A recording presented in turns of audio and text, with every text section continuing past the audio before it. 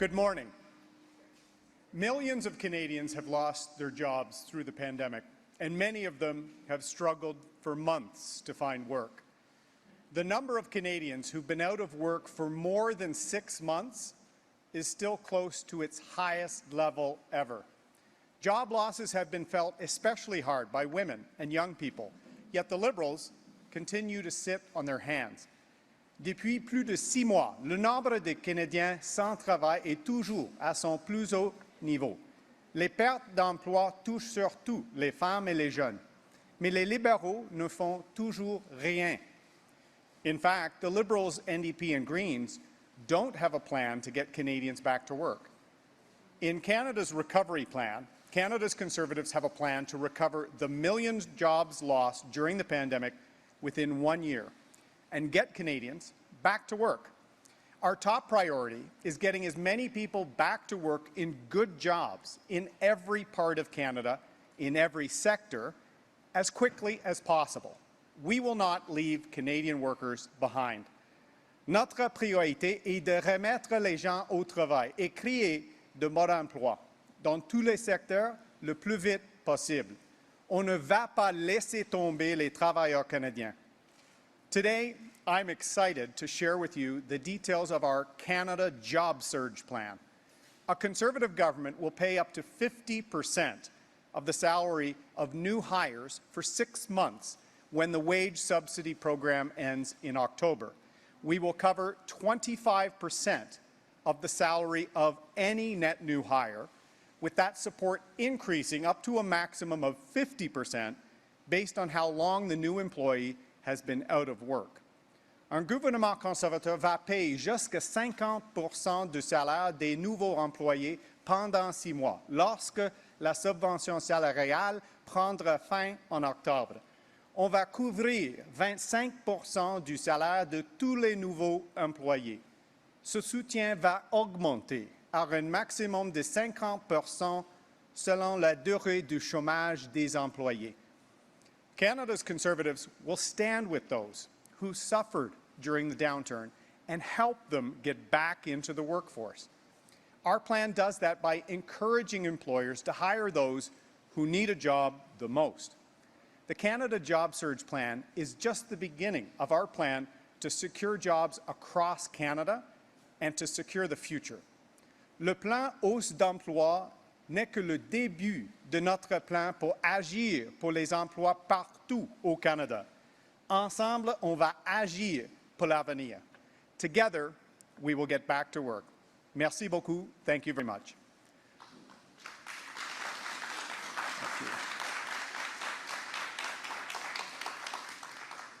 We will now be taking questions. Nous allons maintenant prendre des questions. First question. Good morning, Mr. O'Toole. Travis Janrash, CBC News. Mr. O'Toole, a 2020 video of one of your BC candidates, David Bush, has surfaced this morning. He's talking about the demonstrations in the United States after the murder of George Floyd. And when describing some Black Lives Matter demonstrators, Bush says, what type of justice are these people looking for? Many are saying there are also racial undertones in his statement. I understand, I just saw that he has apologized for this statement. Do you stand by this candidate, and do those views reflect the views of this party? We all have a role in stamping out racism, intolerance, anti-Semitism, and we've seen a rise of that throughout the pandemic. And we must and will have conversations in a respectful and informed way to tackle inequalities in our society. In fact, Canada's recovery plan is focused at tackling some of those inequalities, and that will be our approach, a positive message, recovery, tackling inequalities in our society. On doit lutter contre l'intolérance, l'antisémitisme, l'islamophobie, le racisme. C'était la pandémie de l'ombre pendant la pandémie de la COVID-19. Et on va avoir des conversations dans une manière respectueuse et sensible. Et on a une approche sur les familles les plus touchées par la pandémie, les inégalités dans notre société. On a une approche dans notre plan pour le rétablissement du Canada de lutter contre ça, d'avoir plus d'opportunités pour tous les Canadiens. Next question. Hi there, Mr. O'Toole, Hannah Thibodeau, CBC News. We're asking all the leaders this question. During COVID, we've heard complaints about no refunds for delayed or canceled flights. If elected, how would your party protect travelers' rights? Well, thank you for the question, because since last October, we asked the government to move to secure jobs and certainty in our travel and airline and tourism sectors. We wanted the hardest hit sectors to be touched. And we said we'd work with the government, provided there was a plan for refunds or rebates for families, rural routes and regional routes maintained, jobs, and no executive bonuses. The Trudeau government delayed that. We saw more unemployment, and there were still executive bonuses paid. That's unacceptable. Canada's recovery plan will actually enhance the passengers' Bill of Rights as part of this. We will help the hardest hit sectors in travel, in tourism, with the first pillar of Canada's recovery plan, helping those sectors get back on their feet and securing jobs as part of our 1 million jobs pledge in the next year. Next question.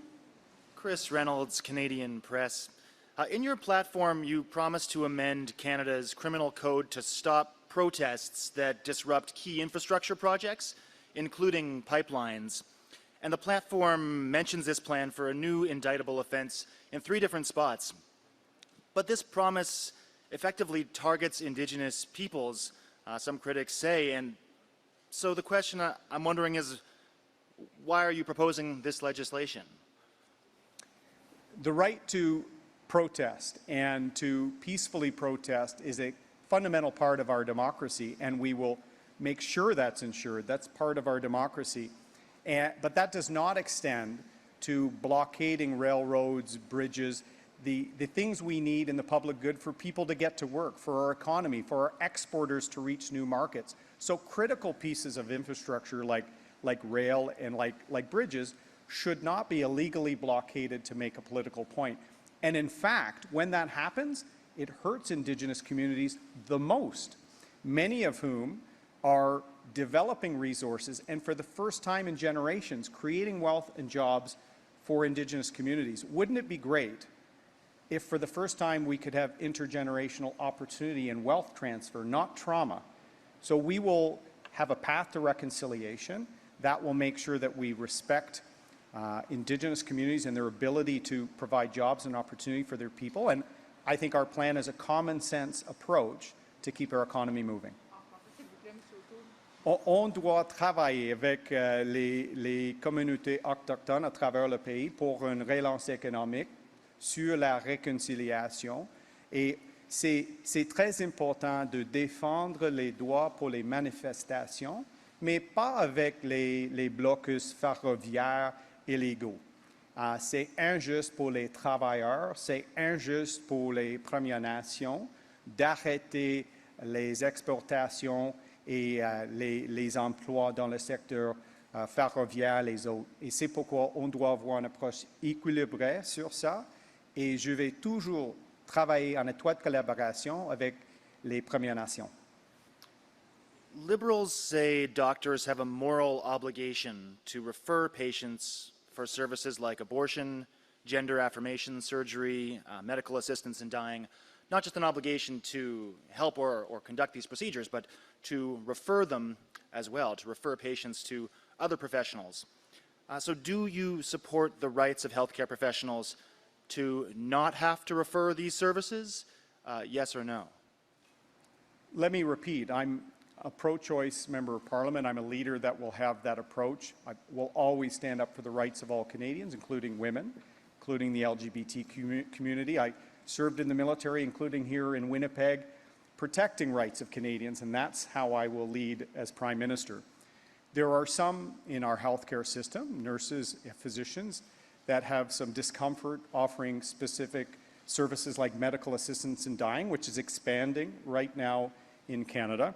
I think we can find a reasonable balance for those conscience protections while ensuring referring of those Canadians to the services is provided. I think Canadians want a reasonable approach here. That is what we will offer. But let me reiterate, I'm here to defend the rights of all Canadians, and that will be my approach as Prime Minister. Will they have to refer? Comme j'ai dit, on doit avoir une réorientation pour les services. Oui, yes, they will have to refer because the rights to access those services exist across the country. And this is about striking a reasonable balance. And as we see medical assistance in dying expanded, there are some concerns for some in our healthcare sector, and we can balance those concerns off, but not deny services. So that will be our approach. And I think Canadians want a reasonable approach. It's upsetting that in a fourth wave pandemic called by Mr. Trudeau, almost every day he's tried to divide and mislead Canadians. Canadians deserve better. Prochaine question. En français, s'il vous plaît, sur la référence. Oui, merci. Malheureusement, M. Trudeau va toujours diviser les Canadiens et Canadiens.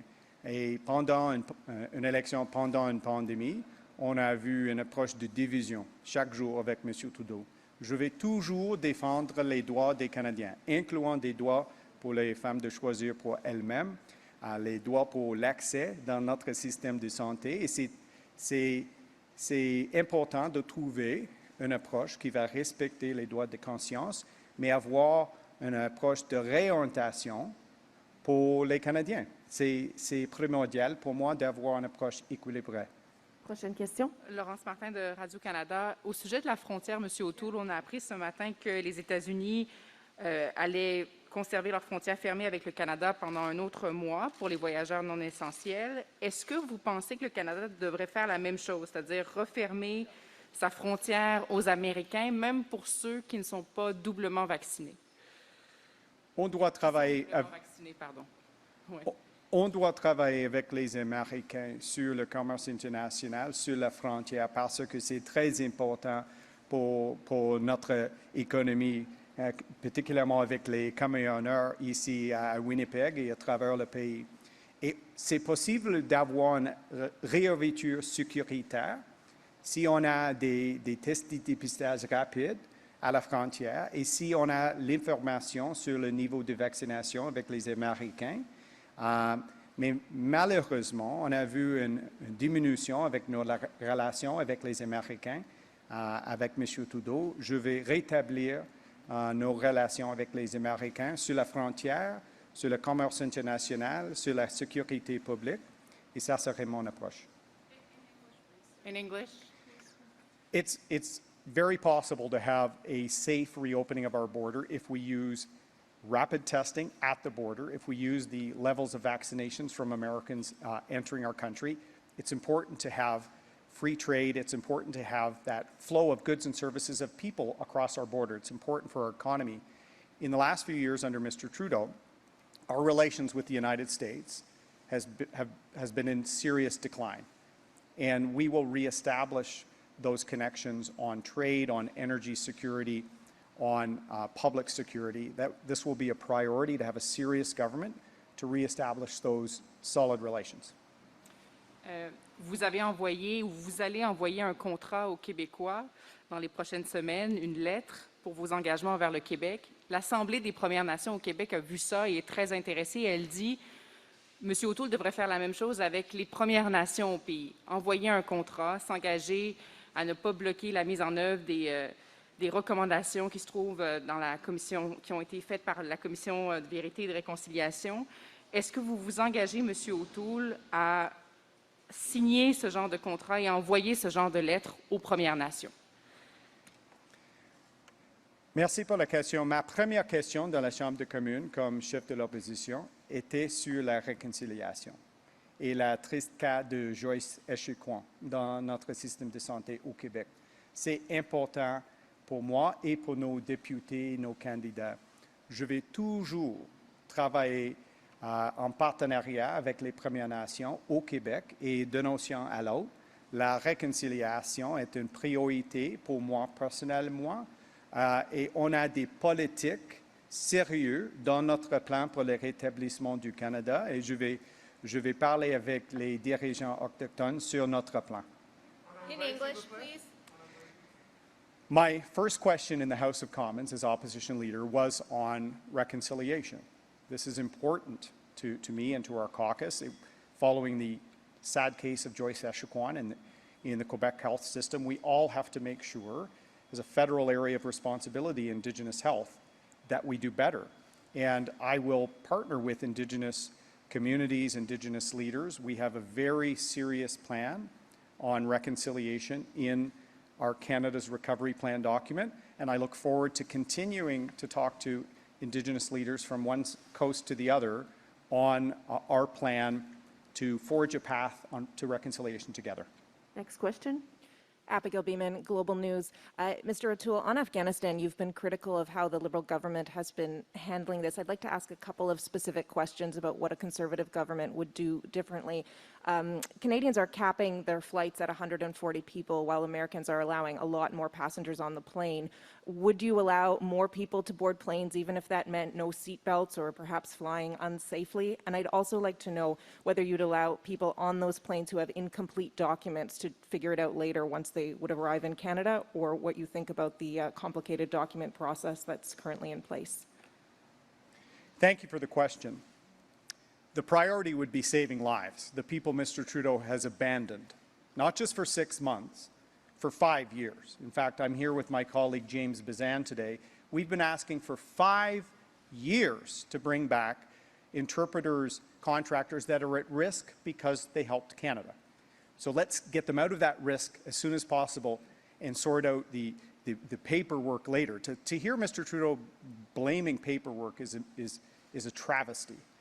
I got my wings here in Winnipeg, not far from here in the RCF. I trust our men and women in the RCF to make sure that we can get people out of Afghanistan safely. This is a crisis that Mr. Trudeau allowed to happen. He's abandoned people that stood with us. I will never have that approach as Prime Minister. And I'd like to ask on your policy announcement today for your job surge plan. The Liberal wage subsidy is so popular that the Conservative Party took them up on it for a period of time, and it does offer up to a 75% wage subsidy. Why is your plan better? Well, first, I'm proud the Conservatives improved the wage subsidy in the pandemic. Mr. Trudeau started off with a 10% wage subsidy. That wouldn't have saved a single job in the pandemic. It was the Conservatives that got the amount up to 75. We worked with the government throughout the pandemic to secure jobs in all sectors and in all regions. And that's what Canada's Recovery Plan represents. An economic recovery for everyone. And Canada's job surge is going to transition from CERB and Mr. Trudeau pushing programs further and further down the road to getting people back to work right away across this great country. And the highest incentive, 50%, will be for people that have been unemployed for more than 10 months. We need to work with employers to hire those people to give all Canadians a chance to provide for their families, build great communities like here in Winnipeg. And I'm very proud of our plan. I invite more Canadians to check out Canada's Recovery Plan. Next question. Ian Bailey from the Globe and Mail. Mr. Singh, the leader of the NDP, is, I believe, meeting with the Cowas First Nation in Saskatchewan. Will you be doing the same during your swing through the province? And also, what would your day one plan for dealing with the issue of unmarked graves at residential schools be if you become Prime Minister? Thank you for the question. I had a very meaningful meeting with Chief Delorme in Cowasis a month and a half ago when I was in Saskatchewan on my first tour as leader because of COVID. I admire his leadership, taking a leading role on child welfare, taking a leading role on healing after the tragic discovery at Cowasis. He showed me and told me the story personally. He also showed me the monument they have there to Indigenous veterans who served our country with remarkable bravery and returned to unfair treatment. I have a lot of respect for Chief Delorme. I've spoken to many of our First Nation chiefs as part of our commitment to reconciliation. And several months ago, we asked for the Prime Minister to move immediately on calls to action 71 to 76 to provide healing and closure for missing children on former residential school sites. Mr. Trudeau, I know, cares, but he never acts. With a Conservative government, we will have more than just words. We will have action, and I think all Canadians want to see action on reconciliation after the ocean of tears in the last few months. On doit avoir une approche d'action sur les appels d'action en ce qui concerne les enfants disparus avec les pensionnats autochtones. Il y a 3 mois, j'ai proposé d'avoir une approche bipartisane sur les appels d'action 71 à 75. On doit avoir une approche sérieuse sur la réconciliation.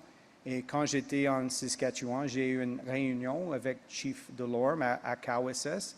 C'était une réunion importante. La situation là-bas était très triste avec les fosses communes. Et tous les Canadiens, tous les Québécois et Canadiens, on doit travailler ensemble sur notre approche sur la réconciliation. And as a follow, you've spoken obviously about protecting conscience rights for health workers on abortion, but the federal government obviously doesn't have jurisdiction over regulating health care. You said you'd do it the same way that the Liberal government did for conscience rights on medical assistance in dying, which was involved obviously a sort of a amendment to the criminal code. Are you saying that you'd amend the criminal code to deal with abortion in the context of your conscience rights policy? No, Ian. Let me reiterate. I'm pro-choice, and it's very important for anyone who may be seeing me for the first time to know that I will always stand up for the rights of all Canadians. I think that's important. That's been my track record, and I will do that. With some healthcare professionals who have some concerns, particularly with the expansion of medical assistance in dying, especially into mental health issues, which concerns a lot of people, we have to respect conscience rights, but allow there to be referrals. Some professional bodies of physicians and surgeons and provincial bodies are already providing such conscience right protections, but this is important for us to get the balance without sacrificing the access rights for Canadians. I think Canadians want that balance. Some provinces already find it. It will be important for our government to find it. Next question. Mr. O'Toole, the Manitoba PC Party has tanking poll numbers and a cabinet revolt. How much will Brian Pallister's unpopularity hurt your campaign, and did you invite him to come today? I'm here as the federal Conservative leader. I'm also a former member of the Manitoba PCs when I lived here. I'm very proud to partner with our political cousins across the country. And right now, after COVID-19, we need an all-hands-on-deck approach. I will work with all premiers, all First Nation leaders, union leaders, associations like truckers and others to get our country back on its feet and back on track. Canada's recovery plan is an ambitious plan to get the country moving, get it working. Our job surge plan today will do that. And I know Winnipeg, with its world-class aerospace and engine rebuilding industries, with a combination of energy, agriculture, Manitoba will be very important with that, and I will work with the government to get all Canadians, all Manitobans back to work. On doit travailler ensemble. Et je vais travailler avec tous les premiers ministres au Québec, en Manitoba et à travers le pays pour une relance économique dans chaque secteur de notre économie et dans toutes les régions. Et il y a des entreprises aériennes, aérospatiales ici à Winnipeg, très important pour notre économie. Le secteur agricole, l'énergie sont importants aussi. Et avec notre plan pour le rétablissement du Canada, on doit travailler ensemble. J'ai une approche comme un rassembleur et je vais travailler avec toutes les autres provinces. And Mr. O'Toole, you have some of your MPs worried about their Manitoba colleagues leaving caucus to run provincially. Ms. Bergen and Mr. Bazan haven't ruled out quitting if you are an elected Prime Minister this fall. Have you asked them to stay if you're back in opposition, and what do you make of them not ruling that out? Well, it just shows what an incredibly strong team we have here in Manitoba. I'm not surprised people are seeing the leadership in some of our outstanding members of Parliament, like my Deputy Leader, Candice Bergen, like my Defence Shadow Minister, James Bazan. Obviously, as someone who got my wings here as a navigator in the RCAF and former Veterans Minister, I kind of hover over James' shoulder quite a bit on some of those files. and we've been working on the Afghan interpreter issue together for many years. We're all committed to replacing a government that is unethical, that has no plan for the future, and called a fourth wave election, and out of the gate has tried to divide people. Our team will try and bring people together, and Canada's recovery plan is our call to action for Canadians. Next question, please. Okay. Kevin Gallagher, CTV National News. Mr. O'Toole, today you stated your position on doctor referrals, but I just want to take you back to 2020 when you're running for the leadership of the Conservative Party. You said you'd have legislation for conscious rights for healthcare professionals, but you added that you would put in that legislation that you'd prevent healthcare professionals from carrying out or referring patients for services that violate their conscience. I just find that, has your position changed, and why? My position has not changed, Kevin. I'm pro-choice, as I've said repeatedly, and I'll say every day in the campaign. I will always stand up for the rights of all Canadians. And that includes women, that includes the LGBTQ community, and that's my track record. With some in our healthcare system, nurses, doctors, particularly with the expansion of medical assistance in dying, conscience rights are becoming an important subject of discussion. Some professional bodies and provinces are already looking at this issue. We will work with them in that context to make sure we can balance the conscience rights of those Canadians, but to make sure that access is there for all Canadians to healthcare services. That will be our approach, and I think Canadians want a balanced approach here. J'ai la même position. Je suis pro-choix. J'ai un bilan clair sur les enjeux comme ça, comme un député.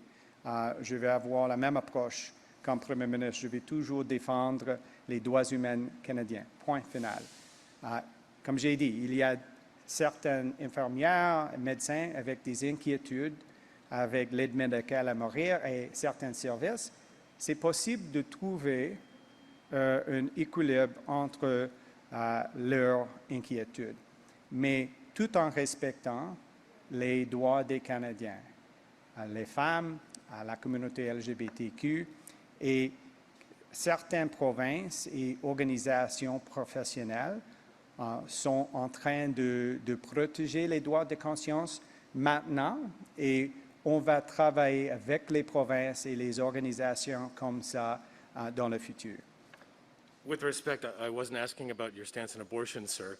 I was asking whether your position on whether doctors should refer patients to another physician if their conscience means that they don't want to perform or refuse to perform a surgery or procedure. So, you know, in your leadership, it does seem to say that in your legislation that you're proposing, when you're running for leadership of the party, that you would want to prevent doctors from having to do that. Today, it seems your position has changed. I'd like to know why. My position has never changed, Kevin. And it's important for me to state that I'm pro-choice and I have a record very clear as an ally for the LGBTQ community, because out of the gate in this pandemic election that no one other than Justin Trudeau wanted, every day he's been trying to divide people, whether it's on the pandemic itself or whether it's on misleading people with respect to my record. My record is crystal clear. I will always stand up for the rights of all Canadians. I did that when I wore a uniform. I will do that as Prime Minister. And I think for some healthcare professionals that are uncomfortable giving certain services, we can respect their conscience rights while also making sure that Canadians can have access to those services. It's about respect and balance. And this will be very different than Mr. Trudeau, who never tries to respect or find balance. And we see that with Jody Wilson-Raybould leaving politics. We see that with the litany of broken promises and with 3 personal conduct ethic investigations. We have a Prime Minister who is only centered on himself and his insider friends, has a track record of breaking the law, and has no plan for the challenges our country has ahead of us. I'm telling Canadians, we have a plan. It's called Canada's Recovery Plan. I will stand up for the rights of all Canadians. And with the job surge I announced today, let's get the country back to work. This will be the last question. Ce sera notre dernière question. Good morning, James from the Winnipeg Sun. Sir, what's your vision to tackle the problem of providing clean drinking water to Indigenous communities in Canada? Thank you for an important question. I view access to clean drinking water as a human right. And Mr. Trudeau will make a promise about this when he's running to be Prime Minister with no plan to deliver. And at the core of reconciliation is restoring trust between Indigenous people and the federal government. And when you make a promise with no plan to get there, you're eroding trust. Our approach will be to partner with Indigenous leaders, Indigenous organizations to come up with a timeline, an ambitious target funded by the federal government with governance and oversight by Indigenous leaders. I want Ottawa to be held to account for commitments by Indigenous Canadians, Indigenous leaders. I've spoken to many Indigenous leaders about this approach already, reforming governance. We will deliver what Mr. Trudeau promises but never delivers. Thank you. And last question, inflation. It's a problem all of a sudden. I think it's almost 4%. Is there a plan to bring that under control? There is a plan to bring inflation under control, to get the cost of living down, to tackle the housing crisis, groceries, people being priced out of their own lives. And the plan is Canada's recovery plan. I launched it a few days ago. It's going to have upward pressure on wages. It's going to give a $1 an hour raise for working Canadians. It's going to provide relief, including in December with our GST holiday, giving relief to families while also helping bricks and mortar retailers that are struggling. Mr. Trudeau doesn't care about monetary policy, he tells us, because it doesn't impact families. Well, Mr. Trudeau, the rising costs of groceries, the rising costs of gas, the rising cost of living is a crisis for Canadian families. And the fact that you don't see that shows it's time for a change in Canada. This will be all for today. Thank you very much. Merci beaucoup. Merci beaucoup. Thank you.